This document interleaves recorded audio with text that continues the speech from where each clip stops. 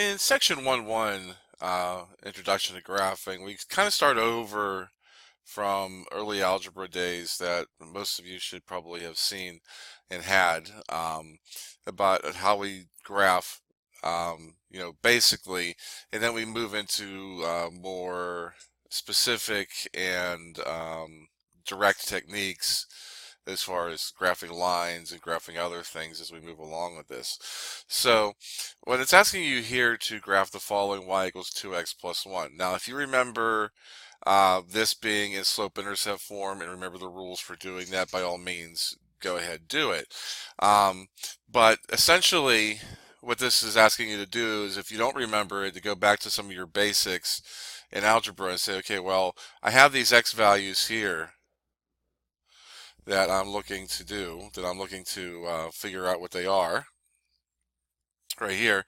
And so what I would do to find the y values, so for -2, for instance, I would do 2 times -2 plus 1, which is -4 plus 1, which is -3, and get the y coordinate. And do the same thing for -1, -2 plus 1 is -1, and you would continue doing that down the line until you get all the values that you need. And from this information here, then I have enough information now to plot these points. So -2, -3 would be here. -1, -1 would be here. 0, 1 would be here. 1, 3 would be here. And 2, 5 would be here. And I can see the pattern develop there. And I'm just going to basically make that pattern, just draw the graph based on that little tool we have on this. So, and essentially my graph will look something along the lines of that, this straight line. Now we have other ways of graphing lines, and we're going to go through those in this particular lesson or later as we walk through this unit. But so now in this is like this. You could leave the equation as it is because we have the x values, and I could do some algebra to solve for y. So for instance, if I just take the -8 for x, so the first one, 3 times -8 plus 4y equals 12, which gives me -24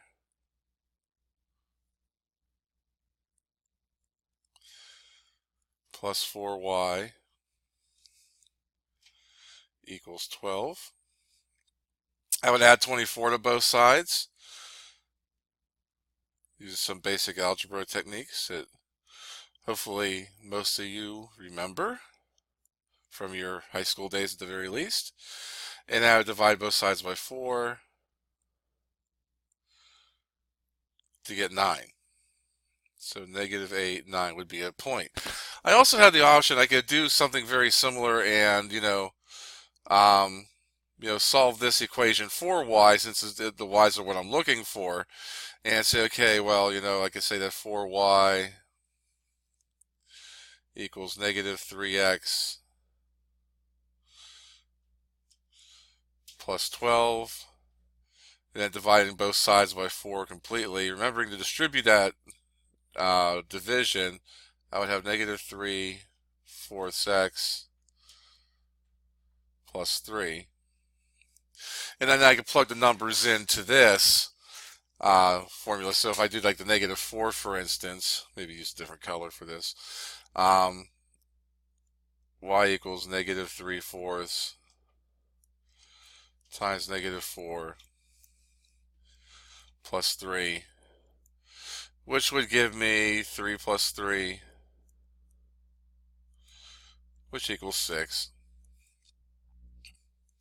And that would, keep seeing the pattern here, or um, keep plugging in these numbers. I'm not going to show all the calculations for them, mind you. Um, that's what they would end up being, and so that's what I would plot. So negative 8, 9 would be here. Negative 4, 6 would be here. 0, 3 would be here. 4, 0 would be here. And 8, negative 3 would be here. And again, I would just, I'll use my ruler tool here for it.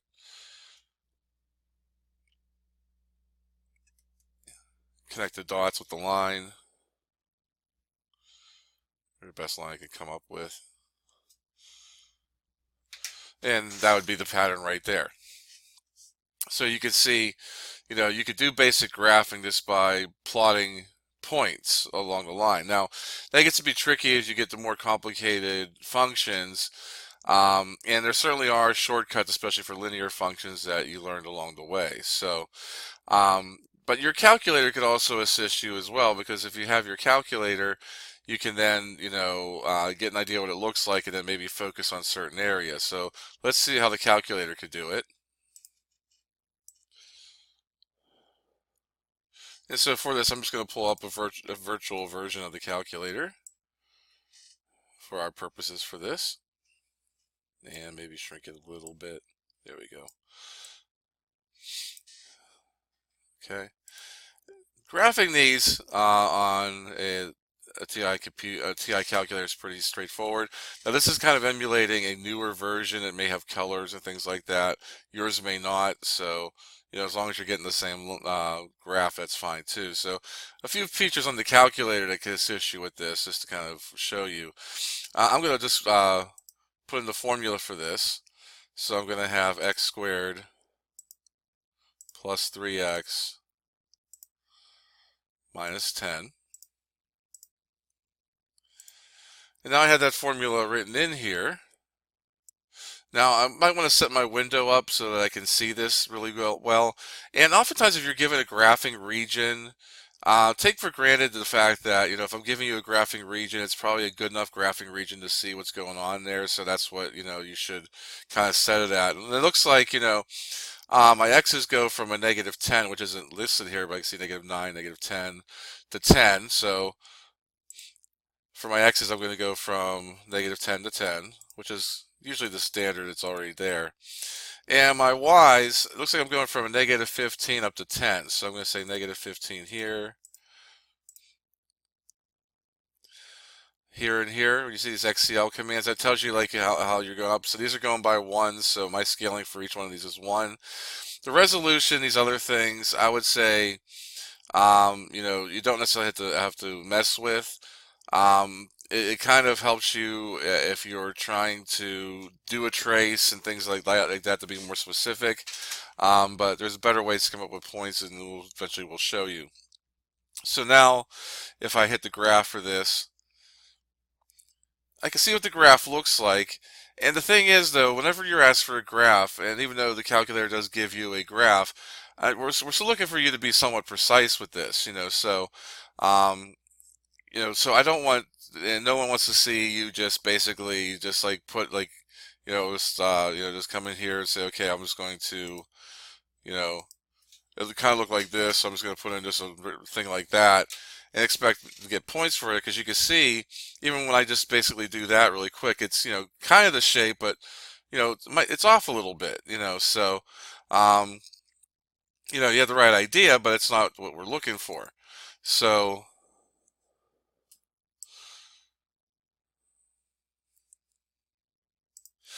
one of the things that your calculator can do, if you look up here above the graph, there's a table command. So I can hit second and table, and this gives me some ordered pairs that, make up the points here. So I could go to some of these things, maybe say, okay, negative 7, 18 would be kind of hard to draw, but I could draw negative 6, 8.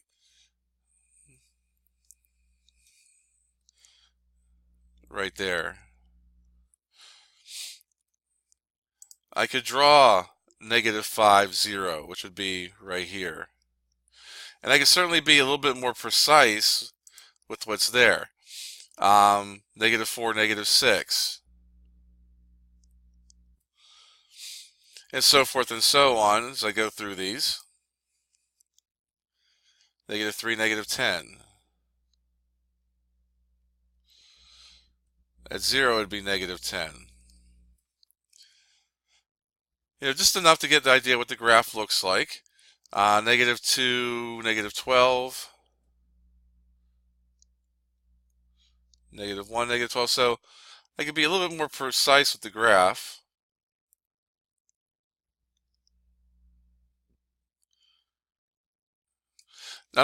So I mean, you can see it's an ugly looking graph that I drew here, but at least I have some points that I marked that show it's a little bit more precise than the one I drew that looked a little nicer and was off by discrepancies. So make sure that you are graphing more accurately than making it look perfect.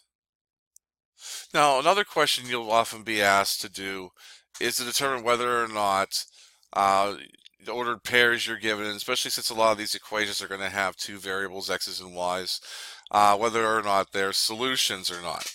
And again, that's a pretty easy process if you know what to look for. You have to remember that your ordered pairs, or any coordinates, are just combinations of x's and y's. And what you're looking to do is see, okay, well, which if any of these makes this equation here true. So if I take the first point, 2, -2, y is -2. Little question mark here because I don't know yet. 3/2, 2 minus 5.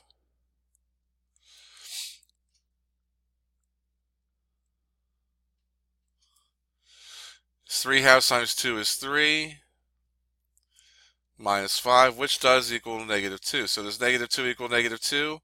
Check. So this one is definitely a solution. Whereas if I do -4, 10, y is 10. 3/2 times -4 minus 5. 3/2 times -4 would be a -6. Minus 5 would equal -11. So that's not true. So -410 is not a solution. And lastly, for 6, 4,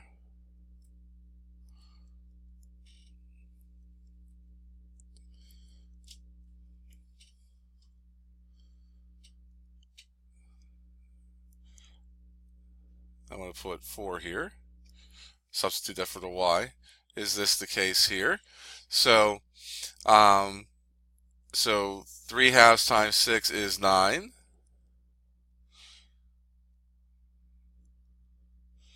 I get 9 minus 5. Is 9 minus 5 equal to 4? Well, yes, it is.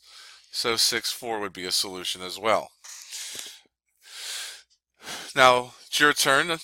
Give B a try. See which one of these, could be more than one, are solutions to the equation a squared plus b squared equals 25. And then we'll go through it. Okay, so much like the previous one, I'm just going to do substitutions for each one of these, and I'm going to go to a different color to keep these all straight. Let me go a little thicker with this here. So I'm going to do this, and I'm going to speed it up in real time so that you can, see this a little bit faster. So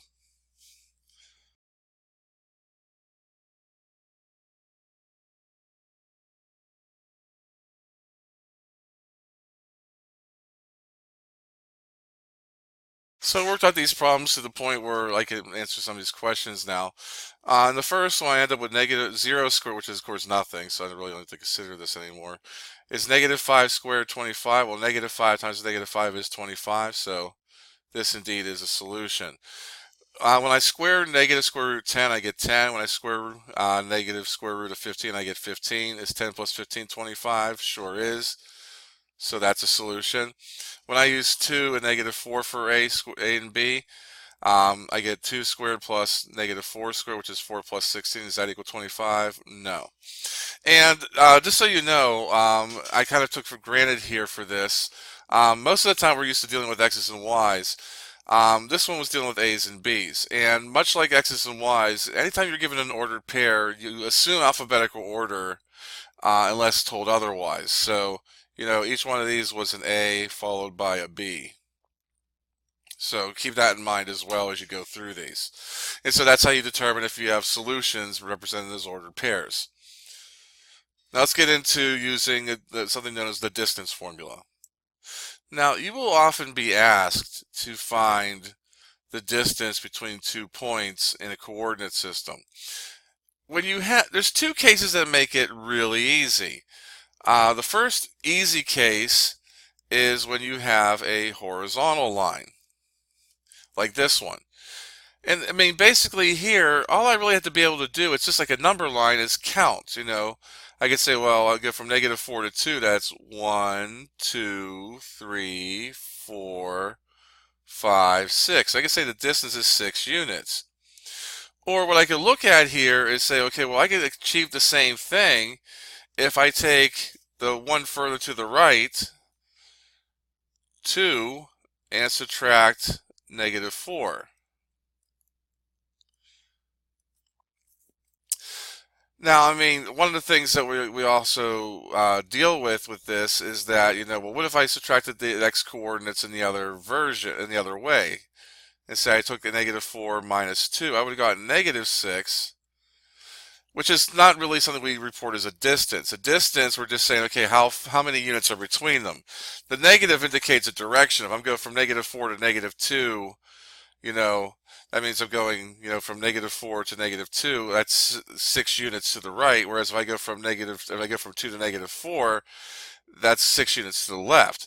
So oftentimes when we do a distance, we'll do an absolute value for that. And of course, the absolute value of -6 is 6. And we'll talk more about absolute values as we move through various parts of this course. So a general formula for this is oftentimes to take, the 2x coordinates and subtract them.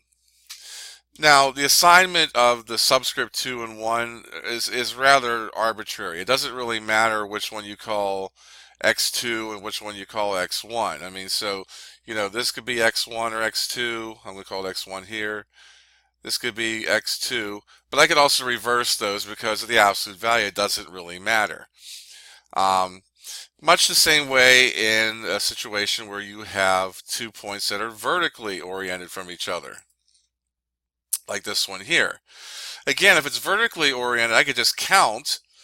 Now the x coordinates are the same, but the y coordinates are what's different. And that's what I would go between, from -3 to 1, which, counting whatever you're doing to get there, you can figure out that distance is 4. And I could have done that by doing either -3 minus 1 in absolute values, which is the absolute value of -4, which equals 4. I could have done the absolute value of 1 minus -3. And of course, subtracting a negative, same thing as adding. So this is 1 plus 3, which is the absolute value of 4. Make sure they look like bigger, and that's 4. So the general formula when I have two things vertically oriented is to subtract the 2 y coordinates and take a look at their absolute values. So not a big deal there. So vertical lines and horizontal lines, or vertical distances and horizontal distances, are pretty easy to come up with. The third case, and the most frequent case you're going to deal with, is what if they're diagonally oriented? And I have a slanted line. What do I do with that? Well, what I can do with that is realize, okay, well, if I kind of find a horizontal component for the distance, I could turn this slanted line, this kind of gets into concept of slope, which we'll talk about momentarily as well. and kind of break this up into two components where, this distance here is x2 minus x1,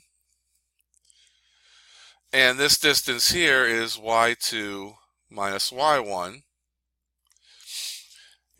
What I set up here is, I could break this up into a horizontal and vertical distance, and recognizing that this is a right triangle, and remembering some of your high school level math again, I could find this distance here using the Pythagorean theorem. And that Pythagorean theorem would say I would take this distance here,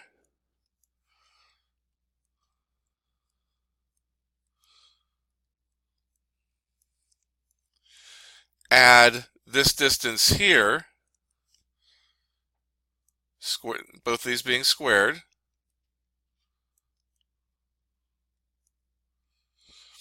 and that would equal, I'm going to call this distance d squared. And to solve for d, I would square root both sides.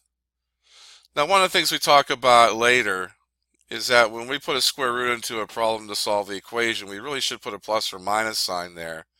But again, remember, distances are always reported as positive. So in this instance here, I'm not going to put a plus or minus symbol in because distances are never reported as negative. Now, if I'm looking for a movement, that's a different case. And this is what we know as the distance formula. And this would work with horizontal and vertical line or vertical distances as well, but it's mostly geared towards finding the distance between any 2 points on the graph, and it's more geared towards slanted lines, much like this one. And most of the ones you're going to deal with are going to be slanted lines. So what I would do in the case of, say, for instance, example 3, is I would define, again, the assignment of which are the x1s and which ones your x2s and so forth is rather arbitrary.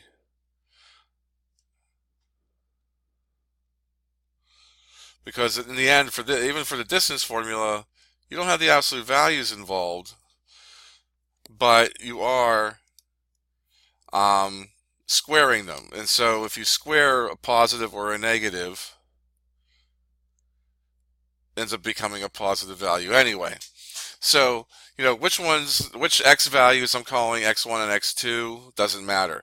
Which ones I'm calling y1 and y2 doesn't matter. Just make sure that you are calling the x's x's and the y's y's. And for an ordered pair, the first coordinates are the x's, the second coordinates are the y's. A lot of times students will mess this up and they'll do something with these two, with the -3 and 7 together, where they're not the same coordinate.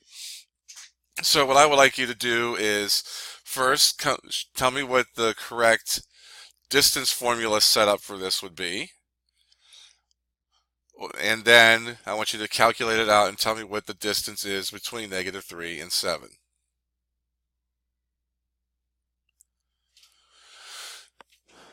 So setting this up, and again, if I could reverse the x1 and x2s and the y1s and y2s, as far as the coordinates go. To figure out the distance, I'm going to set up the formula.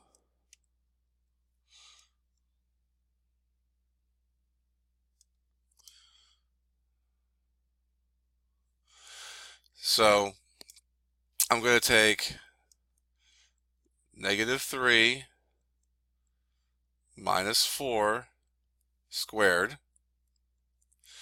plus 7 minus 4 squared.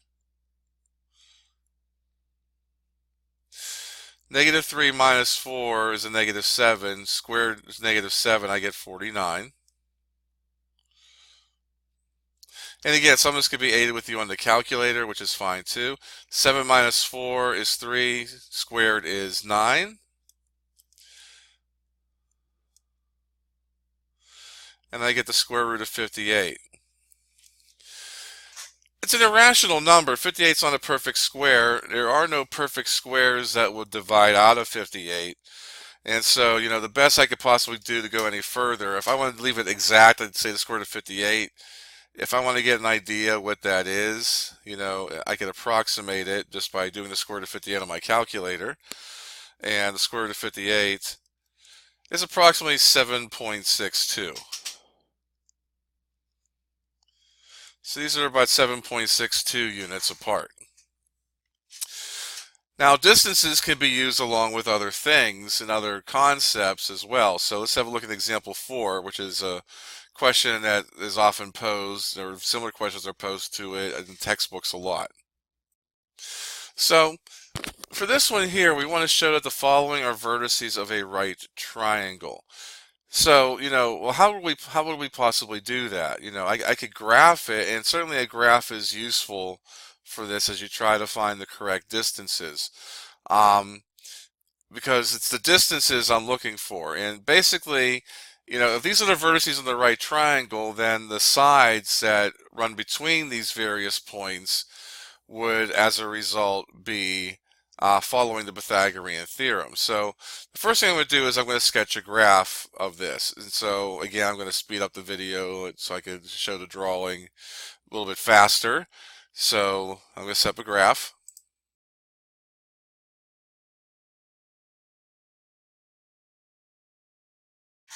And so that's what my triangle more or less looks like. It's a quick sketch, but I can kind of see that, this more than likely was where the right angle is going to be.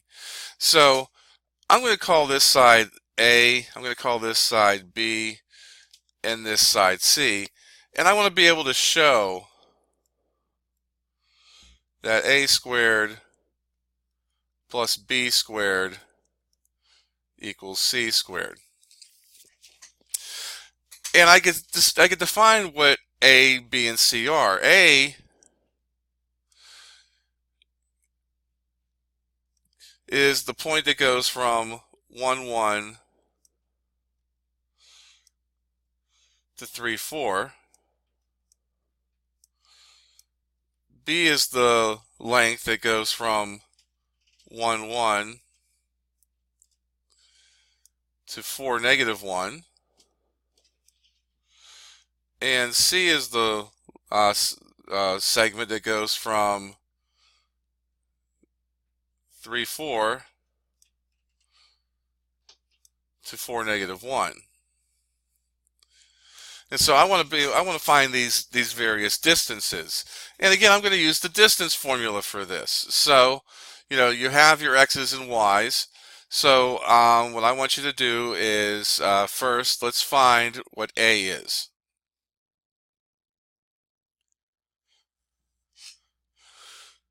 So A, if I set up the distance formula, I'm going to have 1 minus 3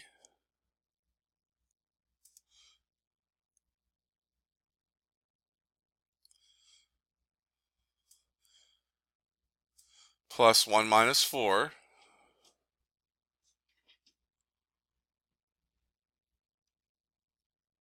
squared, which equals the square root, well, 1 minus 3 is negative 2, squared is 4. 1 minus 4 is negative 3, squared is 9.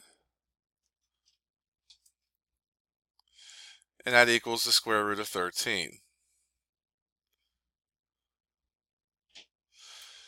And instead of calling that D, I really should just call it A, because that's the distance A. So the distance A is the square root of 13. So now I want you to do the same thing, and I want you to figure out what B is.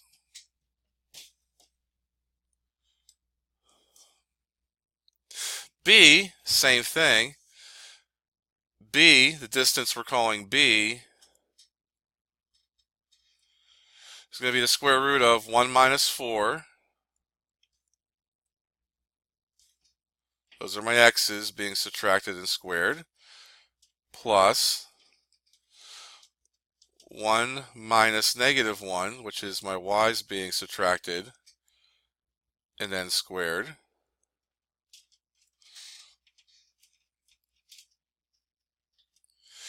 1 minus 4 is negative 3 squared is 9. 1 minus negative 1 is 2 squared is 4. So I get another square root of 13.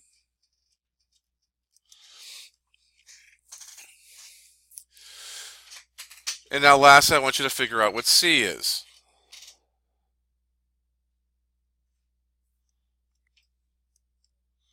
C,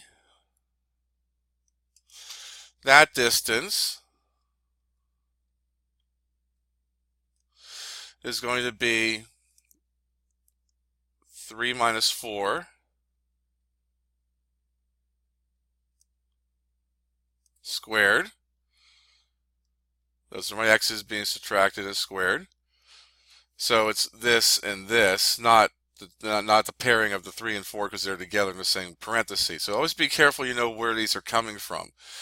Now I'm going to have 4 minus a negative 1 squared.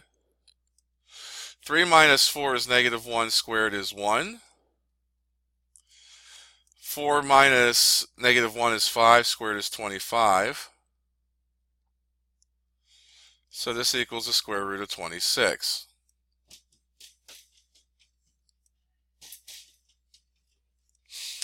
And so now I get back up to the original problem here now. Is this true?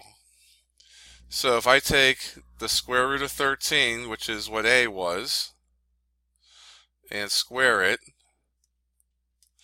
and take the square root of 13, which was what B also was, and square that, does that equal C squared, which is the square root of C being the square root of 26 squared? These are pretty easy because if I square square roots, all that happens is the square root and the square cancel. So I have 13 plus 13 on this side. Does that equal 26? Well, yeah, it does. So since the 3 lengths that make up the triangle obey the Pythagorean theorem, that is a right triangle. And I was able to do that using the distance formula. So an involved problem, but nothing in particular that was too difficult. The distance formula is just basically knowing what the formula is and making sure that you plug it in correctly. And then the rest of it came from just being able to calculate the Pythagorean theorem out. As we move into example 5, we're asked for something different here, and make sure that you do know the difference between finding the distance between 2 points and finding the midpoint between 2 points. Just as a really quick graph of what's going on here, we have these 2 points, negative 5, 2, which I'm just going to say is roughly here.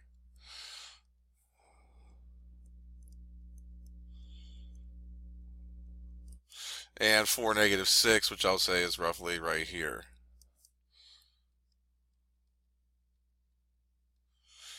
Now I can draw a line between them.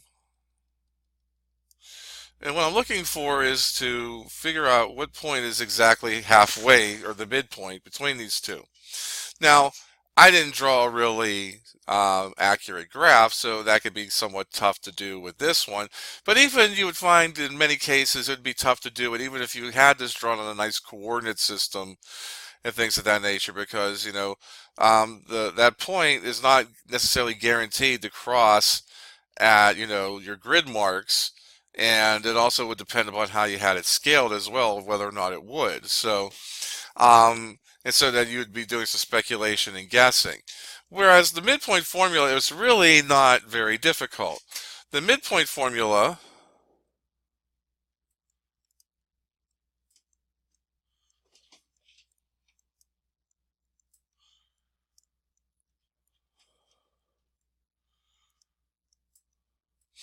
is basically telling you, again, I'm going to have points defined.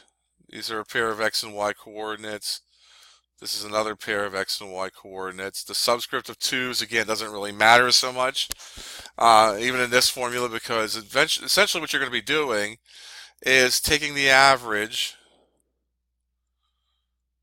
of your two x coordinates, so add them together, divide by 2, and I'm going to do the same thing with the y coordinates. And that's it. It's a very simple formula. Even the distance formula wasn't extremely difficult. Just had more things going on with it. This one is more straightforward in the fact that all you're doing is adding a couple things together, then dividing by 2. So for this case here, I want you to find the midpoint of these 2 points.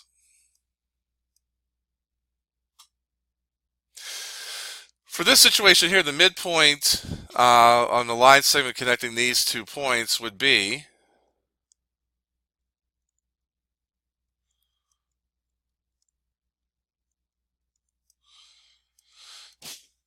-5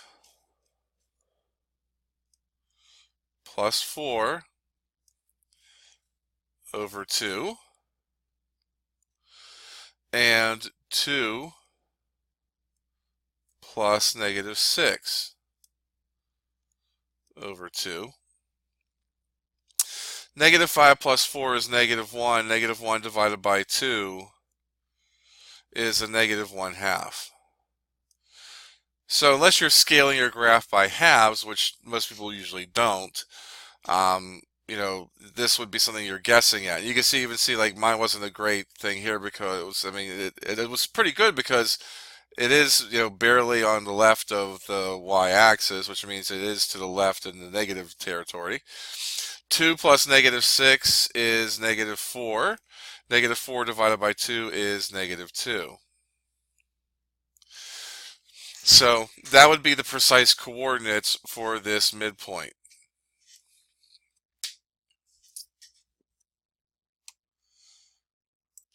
Now, for whatever reason, your textbook chooses to go into the equation of a circle in this particular unit. And in actuality, you really don't see circles a whole lot in the rest of this course.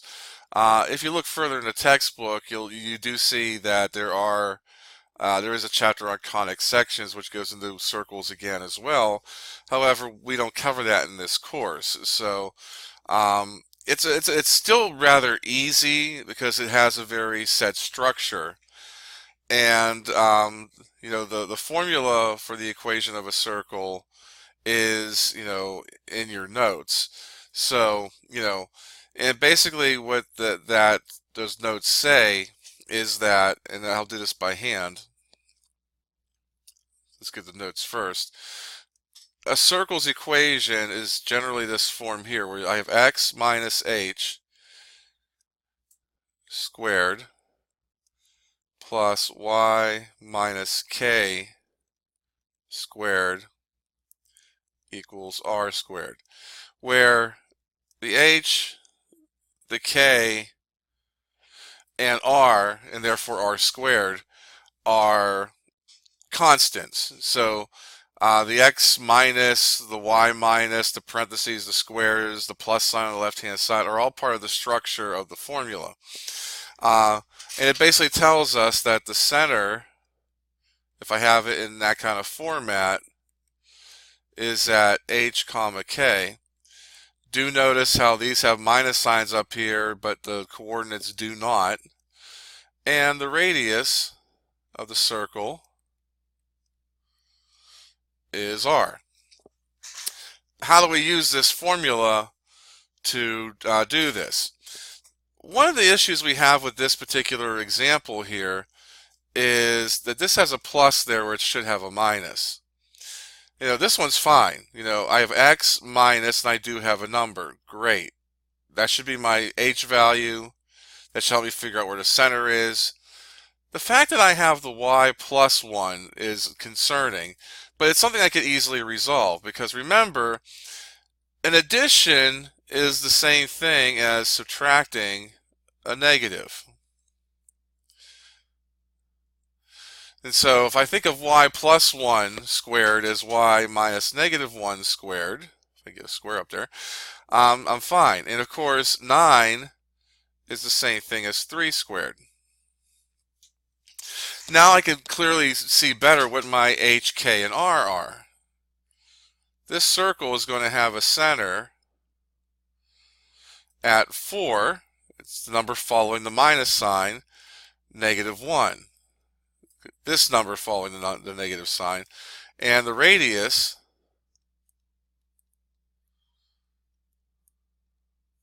equals 3. So, I'm going to plot 4, negative 1, which would be right here. And the radius, I'm just going to move right 3 units from that point. Starting at the center again, I'm going to move up 3 units. Starting at that center point again, I'm going to move left 3 units. And from that center point, I'm going to move down 3 units. And I'm just going to connect it with as best a circle as I can. I don't expect perfection with your circles, just don't get too lazy with them. I've seen students do this, and it's more of a pet peeve of mine. Don't do this. Do not draw a diamond. Don't just connect the dots and say, okay, that's my circle. That's not a circle, that's a diamond. Try to make it at least look rounded, so that if it looks too much unlike a circle, I will take a point off of that because you're drawing me a diamond, not a circle. Now, to do the same thing on calculator, which is something that you are also shown, just to verify how to do this. There is a command on TI 83 and 84 calculators. Let me go there.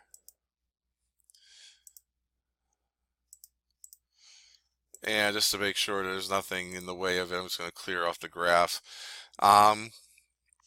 If you go to second in the program button, that's going to be the draw menu.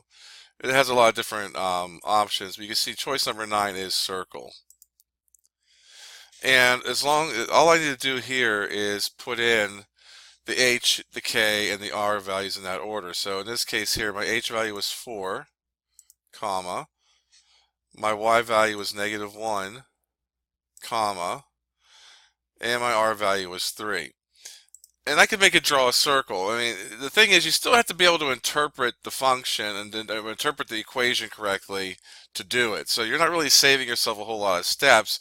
It's just checking to make sure you are plotting things in the right points. So I hit enter here. Now this is on if I zoom to a standard, which is like everything negative 10, 10, it looks very elliptical. Let me go back to anytime you change this, this particular function, it makes it go away. It looks like very elliptical, but if I do a zoom and do a zoom square, and again I'm going to have to quit and then redo this. I'm in the second and enter to pull back the exact last thing I typed. As you can see, it looks more like a circle in that instance as well. So again, I mean, it doesn't really save anything. It's something useful your calculator can show you to see if you're on the right track. But you still have to know how to interpret the parts of the equation of a circle anyway. The last thing you're asked to do is then to, given a circle, to write the equations of them. So let's have a look at that. So here is the graph of two different circles. And again, you're asked to find the equation of it. Now, as you can see here, I mean, the first thing you have to do is locate where the center is. And I can see, the center should be the midpoint between, these horizontal points here and these vertical points here. Now, they're not going to be super difficult because of the fact that, these are horizontally and vertically oriented from each other. You can see really quickly that 0, 0 is the center. I'm going to mark that as C. And I can see that, from that the radius is 4. So I can write that as x minus 0 squared plus y minus 0 squared equals 4 squared, which would be 16. That having the x minus 0 and y minus 0 in parentheses is kind of, over the top. I mean, because x minus 0 is just x, y minus 0 is just y. So anytime you see just the x or the y by itself being squared and not in a quantity being squared in the equation of a circle, simply means that that particular coordinate for the center is going to be 0. That's all it means. For this one here, for B, again, it doesn't take very long to see that here is my center, and my center, which I'm going to call C again, it looks like it's at -2, -1, and it looks like the radius is 2. So again, following the structure, I'm going to write x minus, because that's part of the structure, -2 squared plus y minus -1 squared equals the radius 2 squared, which of course is 4. And the minus and negative, as we've seen before, as we undid it before, but I can further simplify that and just say that's x plus 2 squared plus y plus 1 squared equals 4. And so there are your equations for these two. And that brings me to the last example for 1-1. So if you have any further questions, please make sure to bring them up to me in class. Until next time, have a good day.